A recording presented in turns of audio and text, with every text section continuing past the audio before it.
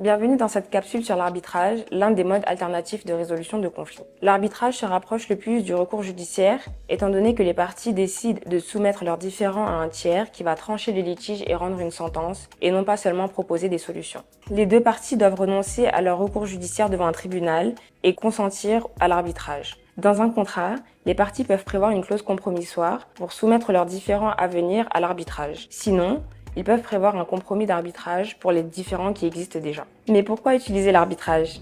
Bonjour, comment puis-je vous aider, Madame Pancrette? Bonjour, étant au processus de divorce, je voudrais avoir la garde de mes enfants. Est-ce que je peux porter la cause devant un arbitre? Pas possible. Les arbitres n'entendent pas des causes en matière familiale. Ah d'accord, j'ai un autre problème. Je suis fleuriste et ça fait plusieurs commandes de mon fournisseur qui sont incomplètes. Cela a un grand impact sur mon entreprise et je ne suis plus financièrement stable. Que devrais-je faire? Considérant qu'un contrat entre vous et votre fournisseur, ça serait parfait. Il faudrait juste vérifier s'il y a une clause compromissoire. Ça serait génial pour vous parce que vous n'auriez pas d'impact dans le fond sur votre dossier de garde, puis le dossier resterait confidentiel. Ah c'est super, il y en a une. Est-ce que l'arbitre peut le forcer à payer? Puis s'il ne peut pas payer, est-ce qu'il peut forcer sa femme à le payer pour lui? La décision de l'arbitre sera seulement contraignante pour vous et votre fournisseur, mais ne sera pas à l'égard du tiers.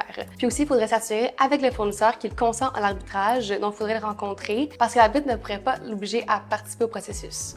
Avant de passer devant l'arbitre, les parties ont pu décider de la procédure à suivre. Ils ont pu choisir un arbitre expert et ainsi limiter leurs dépenses. Après les avoir entendus, l'arbitre a tranché en faveur de Madame Pancrette. Malgré la déception du fournisseur, il ne pourra porter sa cause en appel devant un tribunal judiciaire. Cependant, s'il y tient vraiment, il pourra demander l'annulation de la sentence et ce devant un tribunal judiciaire. Et voilà, maintenant vous en connaissez plus sur l'arbitrage.